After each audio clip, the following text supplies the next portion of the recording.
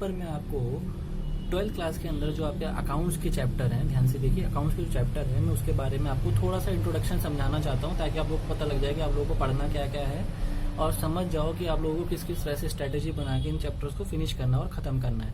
देखो, बिजनेस तो वैसे बहुत टाइप के होते हैं और आपने कुछ 11th क्लास में भी पढ़ लिया होगा, लेकिन जो आपको 12th क्लास में पढ़ाया जा रहा है, मैं उसके बेसिक चीज़ें आपको अगर मैं बता दूं, जो जो आपको चैप्टर पढ़ाए जा रहे हैं और उन चैप्टर का क्या लॉजिक हो सकता है पढ़ाने का, मैं आपको वो अगर क्लियर कर दूं तो आपको यहाँ पे बहुत सारी चीज़ें ऐसी हैं जो आपको समझ में आ जाएगी कि आपको ये टॉपिक पढ़ना और इसमें से ऐसे मार्क्स को क्रैक करके आपको नंबर बना लेने हैं। देखो, आप अगर बिजनेस करने आए हो तो आपके पास 3 चॉइसेस यहाँ पे दी जा रही है, जो 12th क्लास के अंदर दी जा रही है। वैसे बहुत सारी चॉइसेस होती हैं। पहली चॉइस वो दे रहा है एनपीओ करने के लिए। एनपीओ का मतलब ये है नॉन प्रॉफिट ऑर्गेनाइजेशन। मैं सबके लिए थोड़ा थोड़ा बेसिक बात करूंगा, ताकि मैं आप लोगों को समझा दूं कि आपको क्या क्या पढ़ना और कैसे कैसे पढ़ना। और कुछ चैप्टर्स की वीडियोस तो मैं अपलोड कर चुका हूँ और कुछ चैप्टर की मैं वीडियो अपलोड कर रहा हूँ, धीरे धीरे सबकी चीजें आ रही है। ठीक है, तो सबसे पहले मैं आपको बता दूं, यहाँ पे हम पढ़ रहे हैं एनपीओ। एनपीओ का मतलब होता है, अगर मैं आप लोगों को बता दूं लिख के, तो मतलब होता है नॉन प्रॉफिट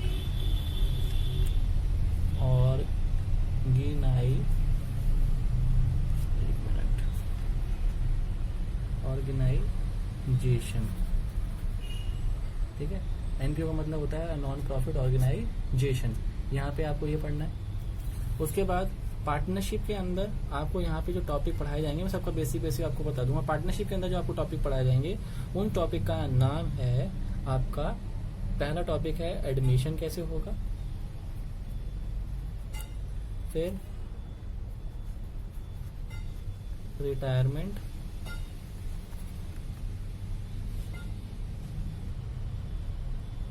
एडमिशन कैसे होगा, रिटायरमेंट कैसे होगा और डेथ कैसे होगी पार्टनर की, फिर डिसॉल्व कैसे करोगे। ये टॉपिक आपको यहाँ पढ़ने हैं। उसके बाद आपका, जब आप कंपनी पढ़ते हो तो उसके अंदर आपको शेयर पढ़ाया जाता है, डिवेंचर पढ़ाया जाता है, रेशो पढ़ाया जाता है और कैश फ्लो पढ़ाया जाता है।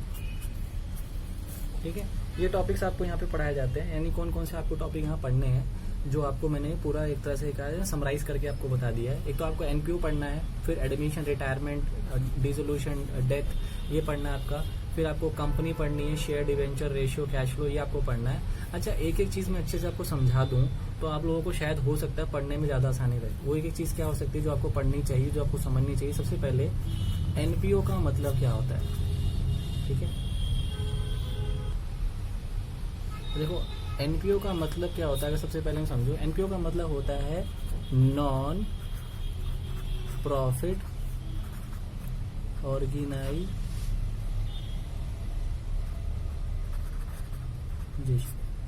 मतलब इसका क्या होता है, अगर आप ध्यान से समझोगे तो इसका मतलब होता है कि जैसे मान लीजिए, मैं आपको एग्जांपल के थ्रू समझाता हूँ। ये एक मैंने छोटी सी एक बिल्डिंग बना दी, जिसका नाम मैंने रख दिया, मान लेते हैं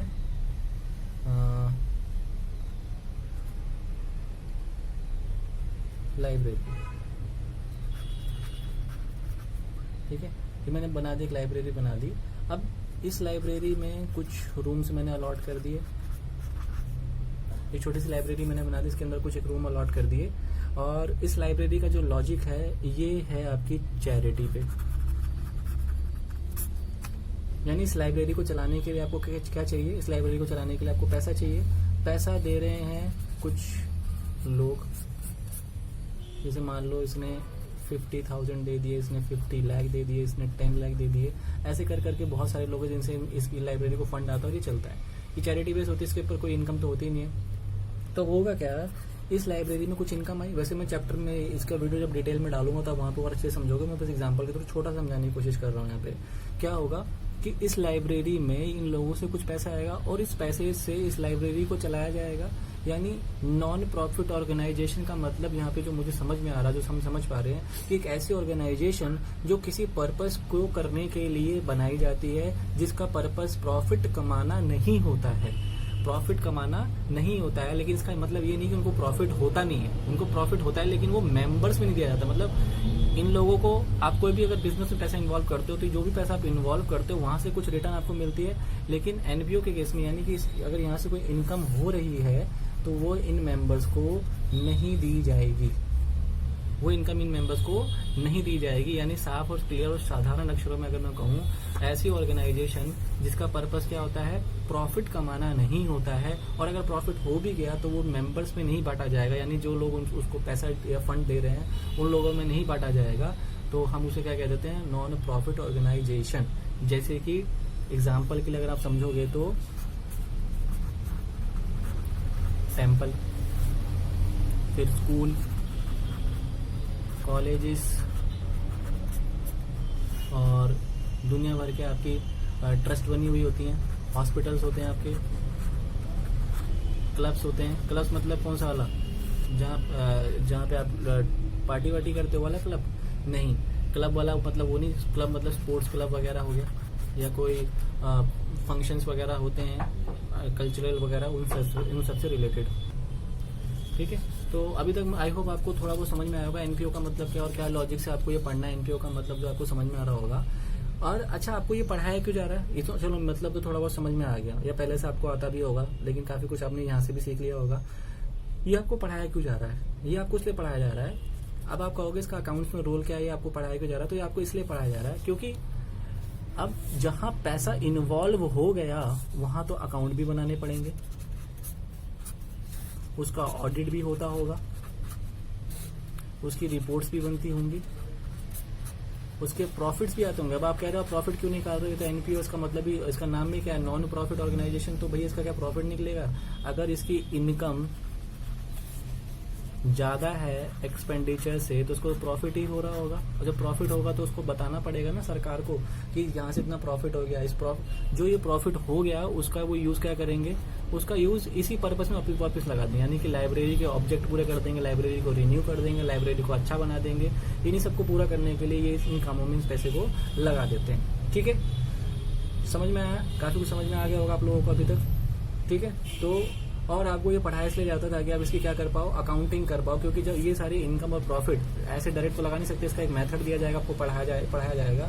यानी कि आपको इनकम एक्सपेंडिचर अकाउंट बनाना पड़ेगा, इसके अंदर बैलेंस शीट बनाना पड़ेगा, सब्सक्रिप्शन अकाउंट्स होते हैं वो आपको यहाँ बनाने पड़ेंगे। ये सारे अकाउंट जब आप बना लोगे उसके बाद आपको क्या करना है, जैसे ये सारे अकाउंट आप बना लेते हो उसके बाद आपको क्या करना है, इसे सबमिट कर देना है, गवर्नमेंट को रिपोर्ट बना के दे देनी है, या फिर आने वाले टाइम में क्या इनकम क्या एक्सपेंडिचर है, कहीं भी हेरा फेरी तो नहीं हो रही, सब अकाउंट्स का ही तो काम है, और ये सब कौन करेगा, आप ही लोगों को तो करना है। ठीक है, तो पहला टॉपिक एनपीओ आपको समझ में आया होगा। अब अगले टॉपिक पे चलते हैं।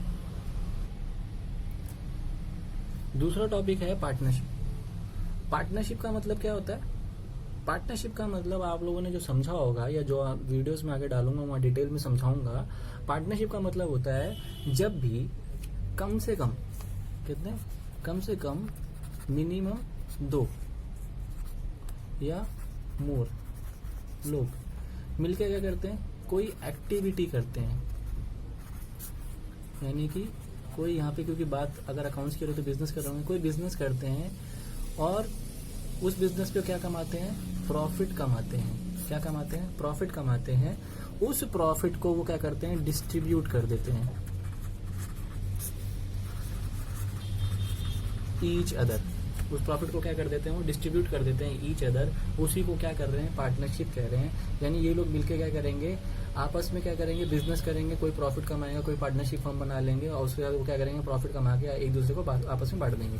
तो यहाँ पे जाहिर सी बात है, अकाउंटिंग पढ़ो तो पैसे का लेन देन यहाँ पे भी आ गया। जब पैसे का लेन देन आ गया तो फिर अकाउंट की जरूरत पड़ गई, और साथ ही साथ फिर क्या करना पड़ेगा, इसके अंदर पार्टनर को एडमिट करना सीखोगे। कैसे एडमिट होगा, देखो इसके अंदर बहुत कहते हैं ना, झगड़े बहुत होते हैं। क्या होते हैं, आप किसी पार्टनर को ला रहे हो, पहले आप लोग आधा आधा बांट रहे थे, मान लेते 2 पार्टनर थे, 1 और 1 बांट रहे थे। एस और टी 2 पार्टनर थे, 1 और 1 बांट रहे थे, यानी आधा हिस्सा तेरा, आधा हिस्सा मेरा। अगर मैं मान लेते हैं 2 रुपए कमा रहा था तो 1 रुपए इसका जा रहा था, 1 रुपए उसका जा रहा था। ठीक है, लेकिन उन्होंने क्या किया, एडमिट कर लिया सी को, सी भाई साहब आ गए, तो क्या इन लोगों को इक्वल इक्वल अब मिल सकता है, हो ही नहीं सकता। तो किसी ना किसी को तो ऐसा हो सकता है कि ये कहे कि मैं अपने में से आधा दे दूंगा, या ये कहे कि मैं तो दूंगा ही नहीं, तेरे को देना पड़ेगा, या फिर कहे कि हम तीनों नए रेशो बनाएंगे। तो ऐसा कुछ भी सहमति होगी तो उसके लिए हम एडमिशन सीखेंगे। एडमिशन में टॉपिक आपको जाके वहां पे सीखना है। दूसरा टॉपिक होता है रिटायरमेंट। रिटायरमेंट का मतलब क्या, 60 साल एज हो गई और आप रिटायर हो जाओगे? नहीं, रिटायरमेंट का मतलब होता है कि कोई भी पार्टनर, जैसे मान लेते हैं ए या एस कह रहा है कि अब ना बहुत टाइम हो गया, अब मैं थक गया, कमंडल उठाओ और चलो हिमालय की तरफ, अब ये सब मोह माया त्यागनी है। तो क्या हो गया, जब वो जाएगा, मान लेते हैं पहले रेशियो जो चल रही थी एस टी और सी के बीच में, मान लेते हैं इसको 3 मिल रहा था, इसको 2 मिल रहा था, इसको 1 मिल रहा था। जब एस चला जाएगा, एस कह रहा है मैं जा रहा हूँ, एस जा रहा है, तो इसका रेशियो भी खत्म होगा। रेशियो खत्म होने का मतलब क्या, तो इन दोनों में तो फिर बटेगा नहीं, ये रेशियो भी इनका हक हो जाएगा। भाई इस बात को सीधा समझो, 3 पार्टनर थे, एक चला गया तो 2 बच गया। जब 2 बच गया तो आने वाले टाइम में जो प्रॉफिट भी होगा वो 2 के हिस्से में आएगा, यानी दोनों को ज्यादा मिलेगा। ऐसा तो होने ही वाला ही है। तो ये चीजें भी आपको रिटायरमेंट के अंदर पढ़ाई जाएंगी, यहाँ पे भी पैसे से रिलेटेड मैटर है। तीसरा टॉपिक होता है death. Death is similar to retirement. जो प्रोसेस रिटायरमेंट में होती है वही डेथ के अंदर भी की जाती है। ज्यादा कुछ पढ़ना नहीं, इसके अंदर टर्नओवर बेसिस वगैरह पे आपको कैलकुलेट करना होता है प्रॉफिट। फिर एक टॉपिक आता है डिसोल्यूशन। डिसोल्यूशन का मतलब होता है पार्टनर खुद से कह रहे हैं क्या, बिजनेस बंद, या फिर कोई ऐसी चीजें हो जाएं जो होनी नहीं चाहिए थी, इसकी वजह से बिजनेस को लॉस हो जाए। जैसे बहुत बड़ा एग्जांपल आपके टाइम पे लॉकडाउन, तो इसमें भी क्या हो जाएगा, बिजनेस खत्म हुआ काफी लोगों का। तो ये भी एक आपके आगे अच्छा एग्जांपल है। या फिर कुछ ऐसी चीजें बना रहे हो जो अगेंस्ट लॉ है, तब भी गवर्नमेंट क्या कहेगी, बंद करो इसे, तभी बंद कराना पड़ेगा। या फिर लॉसेस इतने बढ़ गए कि अब बिजनेस नहीं चल सकता, तो वो भी क्या हो जाएगा, उसको भी, बिजनेस को भी क्या करना पड़ेगा, खत्म करना पड़ेगा। तो ये आपको यहाँ पे पढ़ना है, ये टॉपिक्स यहाँ पढ़ने हैं, ठीक है। आई होप आपको काफी कुछ यहाँ पे भी समझ में आ गया होगा। सबसे फिट टॉपिक है कंपनी। यहाँ बहुत सारे बच्चों की टेंशन भी होती है, बहुत सारे बच्चे इंटरेस्ट भी करते हैं। यहाँ पे क्या करना होता है, आपको शेयर्स इशू करने होते हैं। अब शेयर्स क्या होते हैं ना, इसके बारे में डिटेल्स में वीडियो डालेंगे, बस इतना समझ लो। आपको कंपनी की एक हिस्सेदारी दी जा रही है, आपको कंपनी का मालिक बनाया जा रहा है। उस मालिक बनाने के लिए कंपनी पेपर पे कुछ लिख के दे देती है, वो कह देती है कि आपने इतना पैसा दिया, आप इतनी हिस्सेदारी के हमारे यहाँ मालिक हो गए। जैसे एग्जाम्पल के लिए ए ने कंपनी का 10 रुपए कंपनी में रखे, 10 रुपए दे दिए कि 10 रुपए में इन्वेस्ट कर रहा हूँ आपकी कंपनी में। तो कंपनी क्या कहती है, कंपनी कहती है ठीक है, आपने 10 रुपए इन्वेस्ट कर दिए, हम आपको 10 रुपए का मालिक बना लेते हैं, ऑनर बना लेते हैं। तो एक आएगा, ठीक तो है, ऑनर आपने बना लिया, वो बात तो ठीक है, लेकिन कल को जब मैं प्रॉफिट में हिस्सा मांगने आऊंगा या आपकी कंपनी में कोई डिसीजन लिया जाएगा, वहां पे वोट करने आऊंगा, या मेरी कोई बात मुझे कहनी है उसको मैं कहने आऊंगा, तो आप लोग तो दरवाजे से निकाल दोगे। आप लोग तो कुछ एविडेंस आपने दिया ही नहीं। तो एविडेंस के लिए कंपनी क्या करती है, एक पेपर लेती है, उस पेपर पे लिख देती है मिस्टर ए हमारे यहाँ उन्होंने 10 रुपए इन्वेस्ट किए, उनका इतने परसेंट पे हिस्सा है, उनको इतना प्रॉफिट दिया जाएगा आने वाले टाइम में जब भी प्रॉफिट डिक्लेयर होगा। उस कागज के टुकड़े को ही क्या कह देते हैं, शेयर्स कह देते हैं। ये बहुत शॉर्ट में डिटेल में वीडियो डालूंगा तो आपको वहां पे अच्छे समझ में आएगा। उसी कागज के टुकड़े को हम क्या कह देते हैं, शेयर कह देते हैं। शेयर सर्टिफिकेट जो आपका एविडेंस का काम करता है, ठीक है। आई होप आपको समझ में आया होगा, और डिटेल में जब वीडियो डालूंगा तो वहां पे भी आप अच्छे से सीख लेना। पूरे चैप्टर पे वीडियो डालने की कोशिश है मेरी, ठीक है। उसी को आप क्या कह रहे हो, शेयर कह रहे हो। अच्छा, यहाँ पे आपने शेयर इशू कर दिया, और एक केस क्या होता है, ये तो पहला केस हो गया। दूसरा, कंपनी में क्या काम होता है, डिबेंचर इशू करना। मान लो आप कह रहे हैं मुझे ये झंझटबाजी में नहीं फंसना, मुझे नहीं चाहिए, मुझे कंपनी में डिसीजन नहीं करना, मुझे वोट नहीं करने, मुझे बस जो मैं पैसा दे रहा हूँ उसमें थोड़ा ज्यादा दे देना, या फिर मुझे बस ना पैसे में वोट का राइट दे देना। यानी कि मुझसे रिलेटेड मैटर में, यानी कभी मैं पैसे वैसे दूंगा तो मेरे पैसे वैसे के ऊपर इंटरेस्ट बढ़ाना, तो मुझे उसमें वोटिंग का राइट देना। बाकी कंपनी में जो मर्जी करो, मुझे उससे मतलब नहीं। जैसे कि क्रेडिटर, इसको एक क्रेडिटर की पोजीशन दी जाती है। फिर ये क्या एविडेंस क्या है, फिर इसको भी कागज के टुकड़े में लिख के दे दिया जाएगा, आपने हमें इतना पैसा दिया, लेकिन आप ऑनर नहीं हो। ऑनर तो शेयर होल्डर हो जाता है, आप ऑनर नहीं हो। आपको बस क्या मिलेगा, कंपनी को चाहे प्रॉफिट हो या लॉस हो, आपको आपका इंटरेस्ट टाइम पे पहुंचता रहेगा, आपको आपका पैसा कुछ टाइम बाद आपको वापस कर दिया जाएगा। ये केस होता है डिबेंचर होल्डर का, ठीक है। आई होप आपको क्लियर हो गया होगा। फिर एक टॉपिक होता है रेशो। रेशो के अंदर बहुत सारे रेशो बनाए जाते हैं। जैसे करंट पोजीशन कंपनी के क्या है, जिसके लोग यूज करते हैं करंट रेशो, कैश की एबिलिटी कितनी हो सकती है, उसके लिए आप लिक्विड रेशो चेक करते हैं, लिक्विडिटी कितनी कंपनी में, मतलब लिक्विडिटी का मतलब है कि कितने टाइम में इसका पैसा जल्दी से जल्दी कन्वर्ट कर लेंगे कैश में अगर हमें ज़रूरत है तो, क्योंकि लिक्विड होना बहुत ज़रूरी है। फिर अगर हम बात करें आगे तो वर्किंग कैपिटल क्या होगी, वर्किंग कैपिटल रेशो क्या हो सकता है, तो बहुत सारे रेशो जो आपको पढ़ना है, यानी कंपनी की मार्केटेबिलिटी और बाकी सारी चीज़ों को जजमेंट लेना, पूरी बैलेंस शीट ही खोल देनी होती है इसके अंदर। फिर उसके बाद एक टॉपिक और आपका बच जाता है, उस टॉपिक का नाम होता है cash flow statement. Cash flow statement का मतलब होता है, नाम में ही क्या कैश है, सिर्फ और सिर्फ ओनली कैश ट्रांजेक्शन, सिर्फ और सिर्फ कैश ट्रांजेक्शन को आपको रिकॉर्ड करना है। कितना पैसा आया, कितना पैसा गया, कहाँ कहाँ पे यूज हुआ, कहाँ कहाँ पे खर्च हुआ, कितना पैसा लोन में लाए, कितना पैसा कैश में गया, एसेट बेच के कितना कमाया, एसेट खरीद के कितना गवाया, कितने शेयर पे पैसा कमा लिया, कितने शेयर पे डिविडेंड देके पैसा गवा दिया। ये सारी पोजीशन कैश की ही कैश फ्लो स्टेटमेंट में लिखी जाती है। तो मैं उम्मीद करता हूँ आपको काफी कुछ समझ में आ गया होगा, और ये टॉपिक्स हैं जो आपको 12th क्लास के अंदर आपको पढ़ने हैं और इनके अंदर डिटेल्स आपको ढूंढनी है। इन सभी चीजों में क्योंकि पैसे से रिलेटेड मैटर इन्वॉल्व हो गया है, तो आपको सभी की क्या करनी पड़ेगी, अकाउंटिंग करनी पड़ेगी। कहीं पे एंट्री आएंगी और कहीं पे आपकी बैलेंस शीट्स होंगी, कहीं पे आपके अकाउंट्स बन जाएंगे। तो अलग अलग चीजें हैं, सारी चीजें आप लोग धीरे धीरे आप लोग पढ़ रहे होगे, या मुझसे तो आप क्लासेस लेते रहते हो, तो मैं तो आपको आराम टाइम टू टाइम कराते रहता हूँ। ये मेरी यूट्यूब फैमिली के लिए वीडियो है, मेरे जो रेगुलर बैचेस है उसमें मैं ये सारी चीजें करा चुका हूँ या मेरे चल रही हैं। ठीक है, तो आई होप आपको काफी कुछ इस वीडियो में पसंद आया होगा, काफी कुछ आप लोगों ने सीखा होगा, काफी कुछ समझा होगा।